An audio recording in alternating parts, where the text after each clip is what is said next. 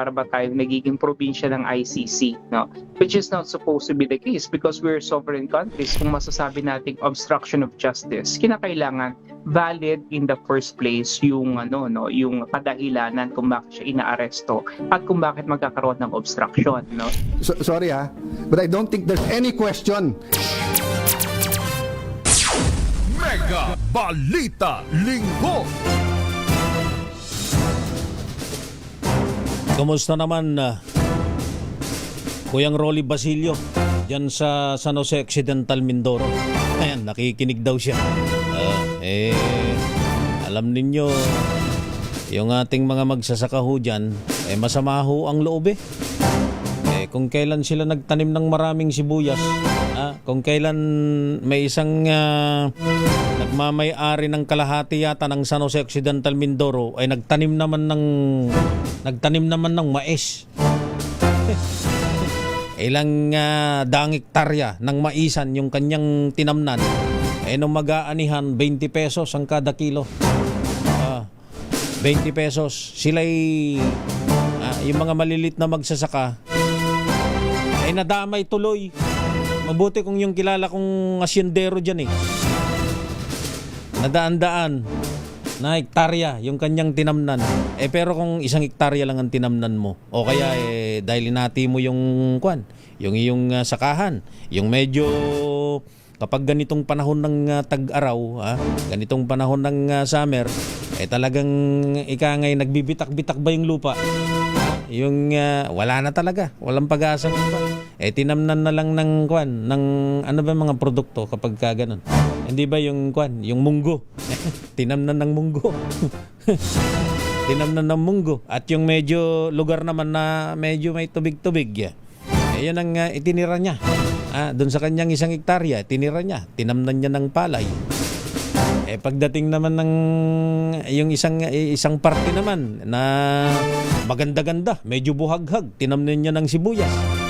Kung ganun ho, inati-hati mo pa yung isang hektarya mo at madadamay ka doon sa ika nga ay murang presyo kapag ikaw ay nag-ani, patay kang bata ka. Good morning, Victor Dalayon Lima. Ang sabi ni Boss Vic, ang sabi niya ay ano ba yung kanyang mensahe? Nakamonitor si Idol Sabi niya, kaso bukang bibig daw, importasyon Idol, kapag kaya ng direksyon, mahirap isipin na yung ating mga magsasaka o mahirap turuan yung ating mga magsasaka na ibenta na lang nila yung kanilang lupain doon sa mga may-ari ng yung mga may kakayahang may pera at may kakayahang magtayo ng subdivision. Mega Balita Linggo.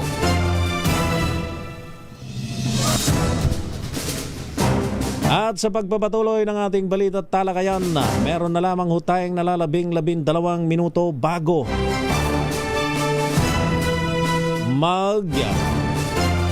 o 22.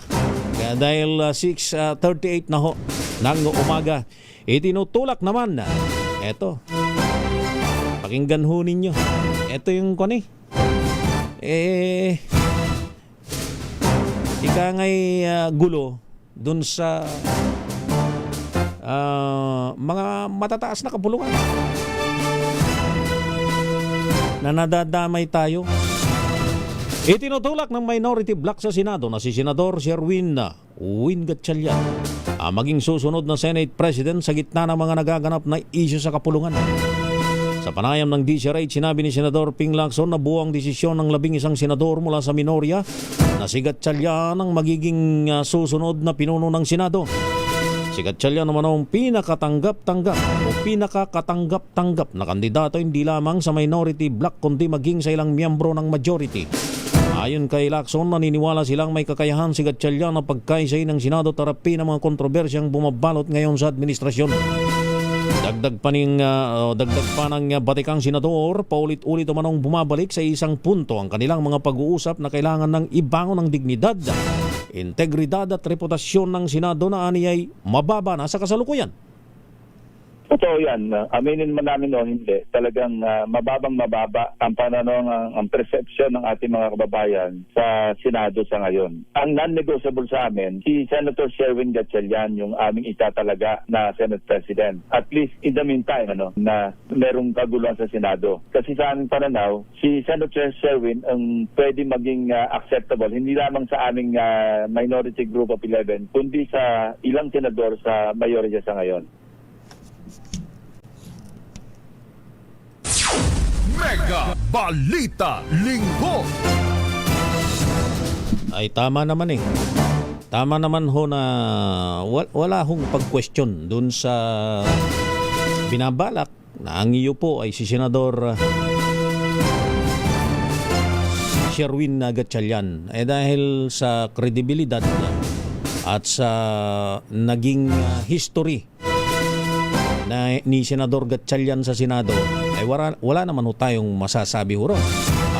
At totoo rin yung binabanggit to ni Senador Ping Lacson na maaari niyang pagkaisahin dahil sa tingin natin wala namang nakakaaway itong si Senador Sherwin Gatchalian.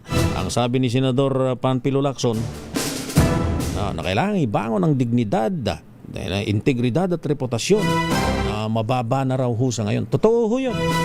Kaya lang, dun ho sa ganyang pabago-bago ho ng liderato, ang casualty ho dyan ay yung ating mga kababayan na mababa na ho yung kung sa Senado, mababa yung reputasyon, mababa yung integridad, mababa yung dignidad dahil dun sa nangyayari. Uulitin na naman yung ating mga kababayan, ang baba na ho ng purchasing power ho ng piso. Magkano na lang ho yung piso? Wala na nga hong mabili. Wala na nga hong mabili. Yung dati hong pisong candy, wala na ho yun. Wala na. Wala na ho sa bangketa yun. Wala na ho dun sa takatak yun. 3-5 piso na ho yun. Isipin ho ninyo, 5 pesos. Dati ay 5 candy ang mabibili. Pero sa ngayon, dahil dun sa patuloy na pagbaba ng purchasing power ho ng piso, yung 5 peso divided by 3, yun na lamang ho yung purchasing power ho ng pera ho natin. Kung ang inaalala ho ng Senado ay yung reputasyon ho nila, yung karamihan ho dun sa ating mga kababayan, wala na hong dignidad. Wala na hong dignidad dahil ho dun sa hindi na ho magandang sitwasyon ng pamumuhay. Kung paulit-ulit ho tayo dyan, di ho natin kinu-question yung binabanggit ho ni Senador Ping Lacson. Totoo ho yun. Mula ho dun sa pagbanggit ng pangalan ni Senador Sherwin Gatchalian. Hanggang dun sa pagbabalik na planong ibalik yung ikangay dignidad, reputasyon ng Senado. Wala hong pag-question dyan, Senador Ping Lacson. Naniniwala ho kami dyan. Kaya lang, kung paulit-ulit itong ganyan kumusta naman ho? Kumusta ho kayo ating mga kababayan? Mega Balita Linggo.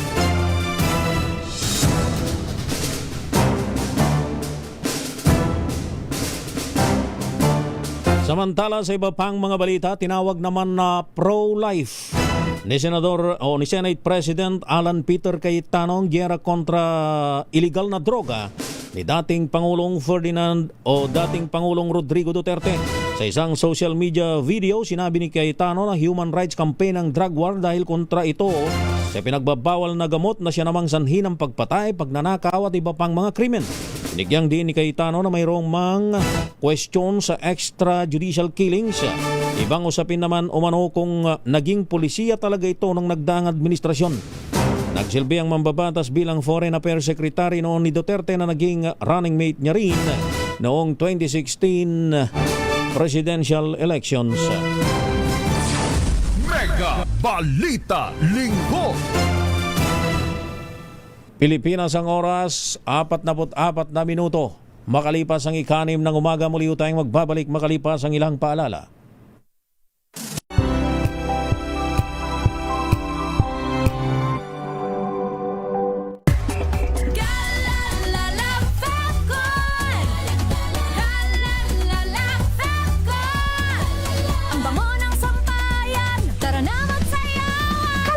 Falcon, amoy nakaka-joyful.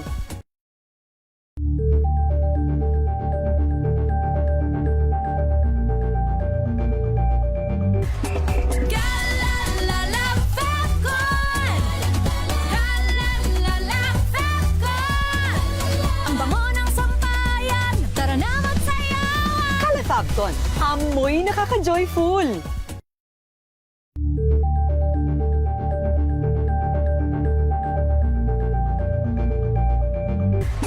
Galalala Falcon! Galalala Falcon!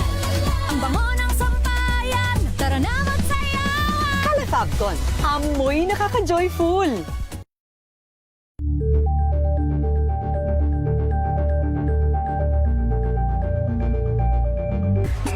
Galalala Falcon! Galalala Falcon! Ang bango ng sampayan, tara na magsayawan! Calefabcon, amoy nakaka-joyful.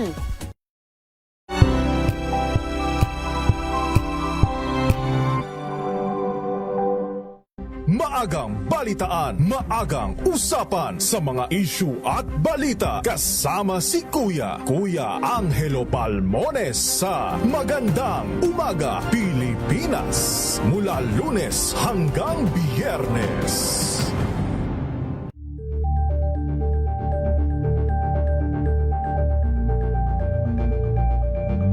We've got you covered. From the hottest hits, exclusive interviews,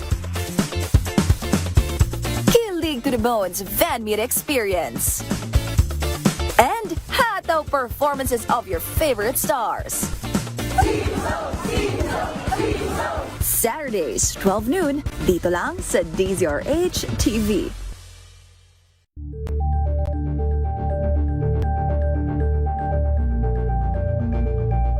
Curious ka ba sa maraming bagay? Kami na ang bahala dyan. Aalamin, tutuklasin at bibigyang linaw namin ang mga katanungang bumabagabag sa inyong isipan. Sa programa kung saan ang bawat sagot ay galing lamang sa mga eksperto. Ang Expert's Opinion, tuwing linggo 3:00 ng hapon, dito lang sa DZRH TV.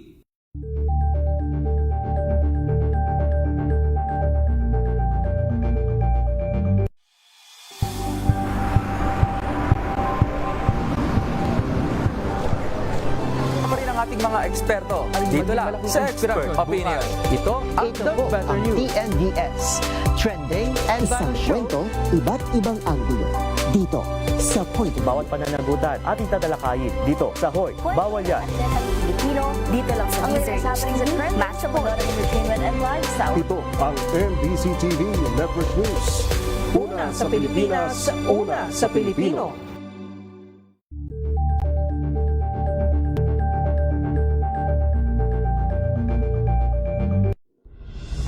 Tuloy-tuloy ang pagtulong, tuloy-tuloy ang pagseserbisyo at tuloy-tuloy ang balitaan kasama si May Binauhan sa Operation Tulong mula Lunes hanggang Biyernes.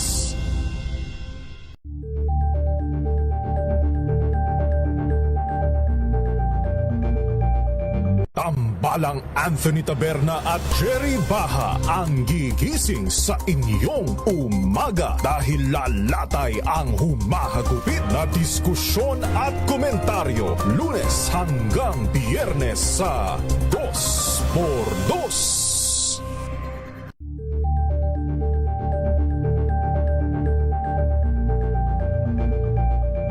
Alamin ang mga maiinit na isyung pambayan, mga balitang kailangan mong malaman, usapin sa pamahalaan, politika, ekonomiya at kabuhayan. Ito ang mga dapat mong malaman, pakialaman at pag-uusapan dahil kayo ang tinig ng mamamayan dito sa Damdaming Bayan.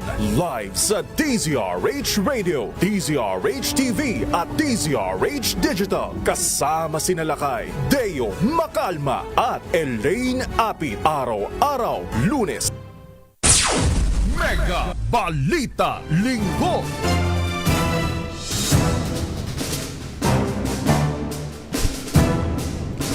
11 minuto bago mag-ikapito ng umaga. Ako pa rin ang inyong lingkod sa pagbabalita ko po si Val Gonzales. Mega Balita Linggo. Parang naging playground ang Senado. Ito ang naging pagsang-ayon ni Senador Ping Lacson sa pagbaba ng tingin ng netizen sa Senado sa kasalukuyan. Sa panayam ng Special on Saturday sa DZRH, sinabi ni Lacson na ikinalulungkot niya ang komentaryo ng parang mga batang nasa Senado. Kaya pa man hindi rin niya maitanggi o madepensa ng Senado mula sa batikos ng mga organic netizens.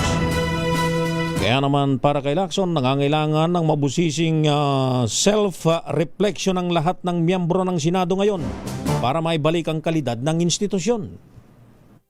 Pero yun nga, pag nakarinig ka ng komentaryo na para mga bata, edi parang naging playground yung Senado. Sa halip na yun nga, nasa pedestal na sa tingin ng ating mga kababayan. You know, it pains me na magsalita ng ganito dahil member ako ng Senate. Pero I cannot also help but, you know, share the sentiments of your sentiments and the sentiments of netizens.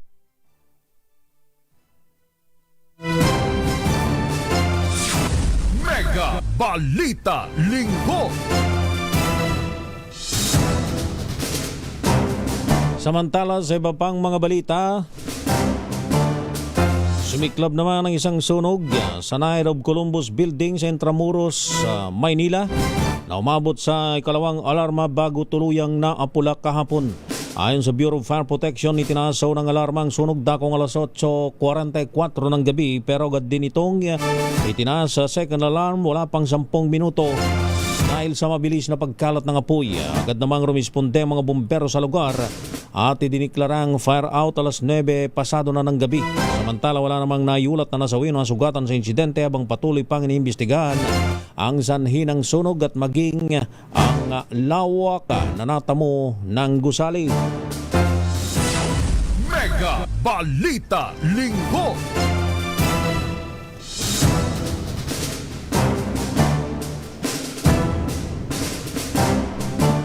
Ito pa, isa pang sunog ho ito. Idiniklarang fire out yung sunog na nangyari naman dyan sa Binondo, Manila. Matapos yung 9 na oras. Ito yung umabot ho ng task force sa Charlie. Ayan, kung nakikita ho ninyo yung video doon sa mga nanonood sa ating live streaming sa social media, Facebook at YouTube. Kaya yun ho sa ulat, gawa sa light material sa mga kabahayan na sinabayan pa ng malakas na hangin dahilan para mabilis na kumalat ang apoy. Yan, ang laki ho. Oh. Yung aerial view. Ang laki ng sunog, lalo napakainit ho ng panahon. Naging pahirapan din sa mga bumbero ang sikip ng daan dahil okupado ng mga lumikas na residente ang kahabaan ng MICT Access Road. Bukod dito hindi rin sapat ang supply ng tubig kaya may mga truck na pansamantalang nag-pull out para magigib. Samantala sa tala ng Bureau of Fire Protection, umabot sa higit 3,000 residente na kinabibilangan ng halos 1,300 pamilyang bilang ng mga naapektuhan ng nabanggit na malaking sunog dyan sa lungsod ng Maynila. Mega Balita Linggo.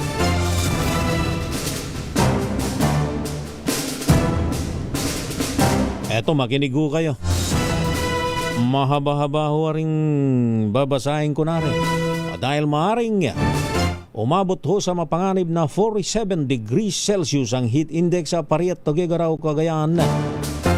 Maging sa Etiaga, Isabela ngayong araw ng linggo, Mayo 24.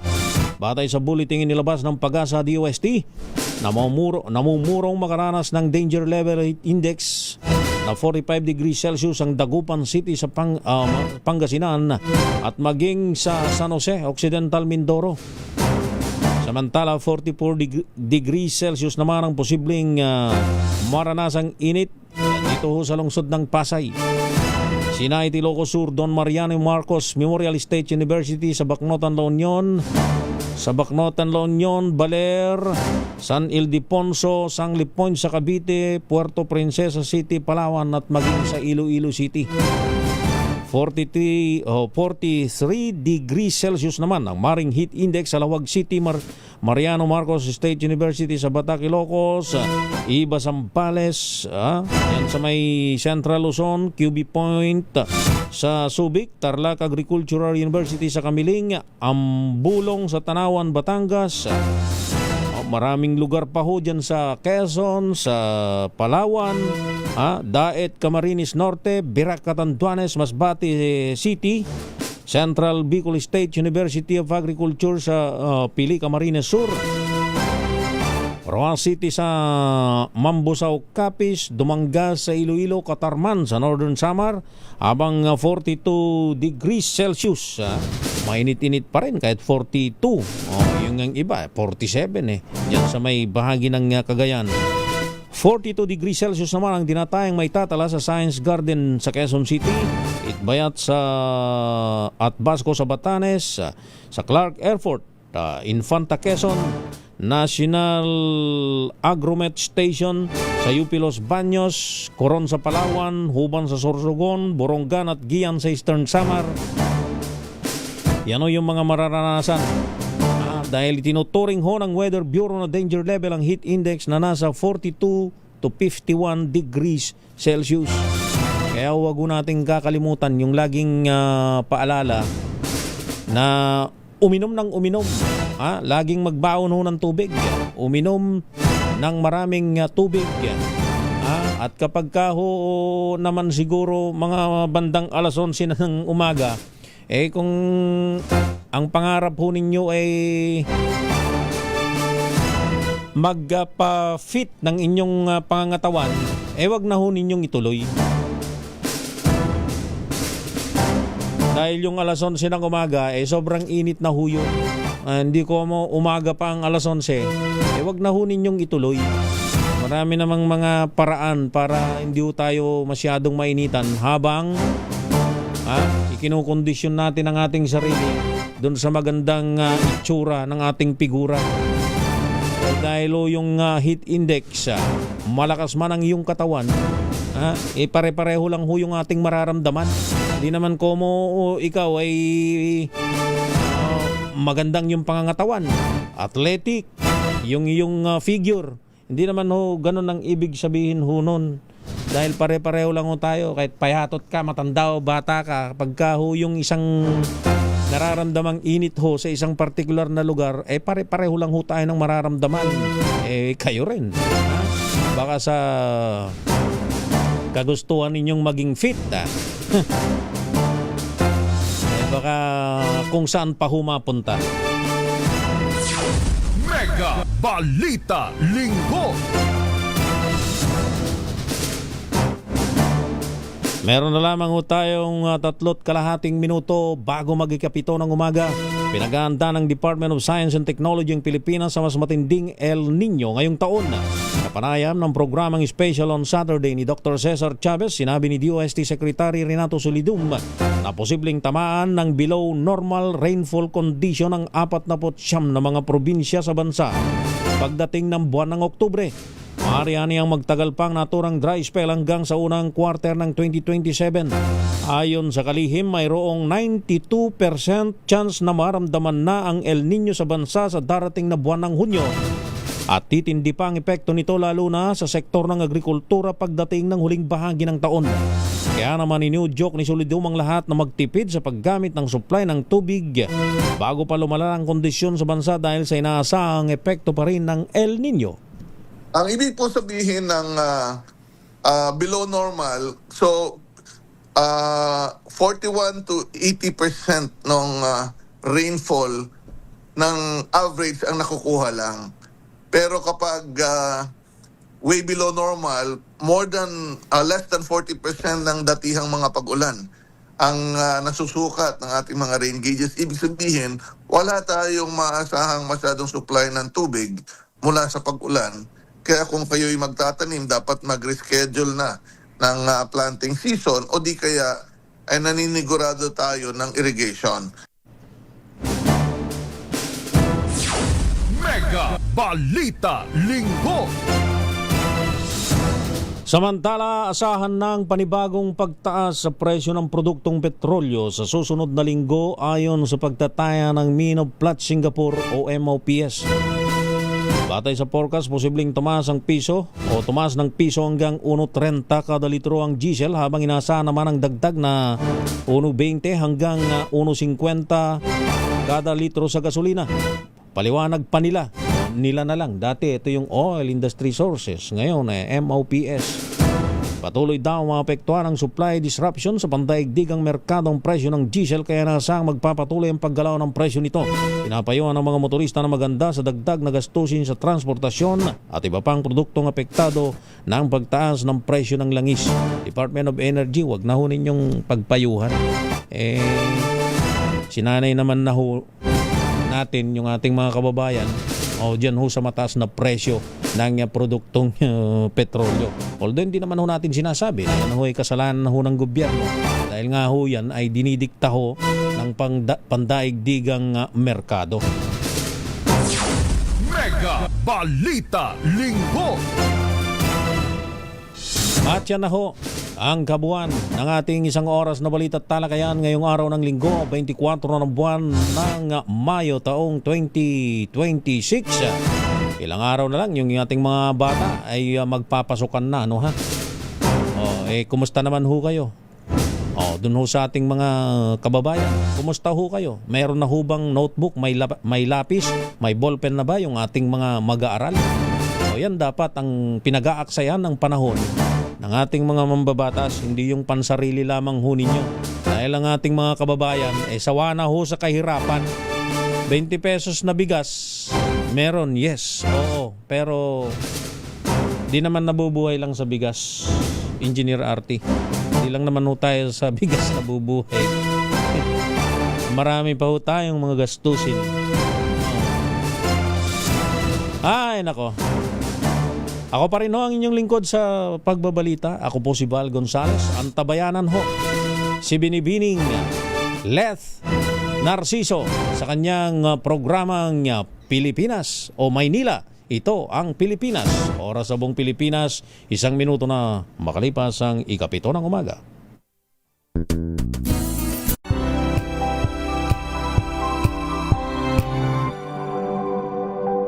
Wow, ang saya.